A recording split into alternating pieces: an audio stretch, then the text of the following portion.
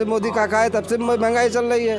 हाँ, 400 में 500 में सिलेंडर लेते रहे, अब 1000-1200 में सिलेंडर भरा रहे हैं। अपना तो एसी में बैठने वाले क्या जाने गरीब का हाल, कि भूखा है कि प्यासा है कि क्या है क्या नहीं। देश का प्रधानमंत्री खुद बोले कि 80 करोड़ जनता को मैं राशन देता हूँ, खाना देता हूँ, फिर तो गरीबी कहाँ हटी हमारे देश की।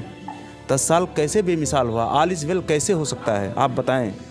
हम कुली हैं, हमारी बात को नहीं सुना जाता है, हमारे रोजगार को चौपट किया गया, कारपोरेट के हाथों में सारी चीज़ें सौंपी जा रही हैं और जो मजदूर वर्ग है वो तबाह होता चला जा रहा है। कौन सुनेगा इसकी बात को? विपक्ष खत्म कर दिया जा रहा है, जो सवाल खड़ा करेगा उसकी सवाल को सुना नहीं जाता है। इसे ऑल इज वेल कहेंगे? मैं तो नहीं मानता कि ऑल इज वेल हो सकता है, ऐसा मतलब हो सकता नहीं, हो सकता कभी नहीं हो सकता। किसी की आवाज़ को रौंद दिया जाए, दबा दिया जाए, सुना ना जाए, ऑल इज वेल बोल दिया जाए, इस वेल माना जाए, तो वेल का मतलब बहुत अच्छा होता है। ये अच्छा नहीं है। ये देश का दुर्भाग्य है कि जिस देश का प्रधानमंत्री बोले कि मेरे देश के 80 करोड़ लोगों को मैं राशन देता हूँ, अगले 5 साल तक दूंगा। मतलब अभी तो आप गरीब हैं, लेकिन मेरी सरकार आएगी तो मैं आपको और गरीब बनाऊंगा। ये ऐलान करता हमारे देश का प्रधानमंत्री। ऐसा प्रधानमंत्री नहीं चाहिए। वो कहे कि मैं आपके लिए ऐसा कुछ बेहतर लाऊंगा इस देश के अंदर कि 5 साल के पहले आपको राशन लेना बंद कर देना पड़ेगा, आपको राशन की ज़रूरत नहीं पड़ेगी, आपको हमारे आगे हाथ फैलाने की ज़रूरत नहीं पड़ेगी। ये हमारे देश के प्रधानमंत्री को बोलना चाहिए, बल्कि ये नहीं बोलना चाहिए कि आने वाले 5 साल तक मैं आपको राशन दूंगा। ये नहीं बोलना चाहिए। ये गलत है तो गलत है। भाई साहब, मेरे घरों में बच्चे हैं, माँ है, बीबी है, बाप है, सबके लिए दवाई, पढ़ाई, सारी चीज़ें की ज़रूरत पड़ती है। 5 किलो राशन से मेरा सब कुछ पूरा नहीं हो रहा है। मेरा बच्चा कैसे फॉलो करेगा बताइए? मैं अपने बच्चे को रोटी नहीं दे पा रहा हूँ, मैं अपने परिवार के लिए खुराक नहीं दे पा रहा हूँ, और आप मेरे बच्चे वही कंपटीशन उसी तरीके से करा रहे हैं। और आप ये कहते हैं कि आपका बच्चा पढ़ने में ठीक नहीं है। जो पढ़ने में ठीक है बच्चे, उनको लिया जा रहा है। अरे आप व्यवस्था तो तय कीजिए।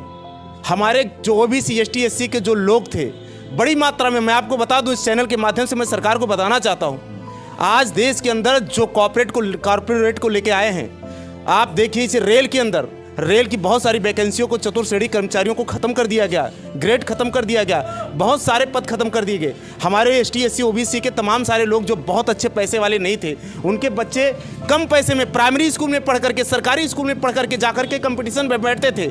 उतना हाईएस्ट कंपटीशन नहीं बीट कर पाते थे तो कम से कम चतुर्थ श्रेणी कर्मचारी तो जाकर के बन जाते थे। उनका परिवार आगे जाकर के अच्छा हो जाता था। वो अपने बच्चे को पढ़ा करके IAS बना लेते थे।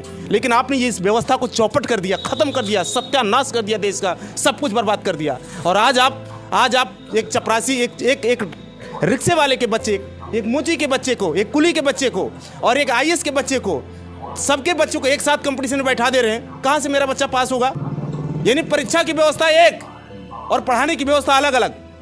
ये कारपोरेट का सिस्टम है। कारपोरेट नोट कमा रहा है और गरीब को और गरीब बना दिया जा रहा है। इनके पास रोजगार नहीं है कि ये कहीं जाकर के रोजगार कर रहे हैं। बाहर मार्केट में चले जाइए, आपको 5,000 रुपये का काम नहीं मिलेगा। सरकार ने कहा कि 5 लाख लोग जो अनथराइज तरीके से बिजनेस कर रहे थे, उनके बिजनेस पर जो है मोदी सरकार ने जो है रोक लगाया, धावा किया, जाँच किया, तमाम सारी चीज़ें। आपको हम बता दें कि वो जितने लोग अनथराइज लोग थे वो भी हमारे देश के लोग थे। परिवर्तन तो होना ही चाहिए। परिवर्तन ये इस हिसाब से देश नहीं चल पाएगा।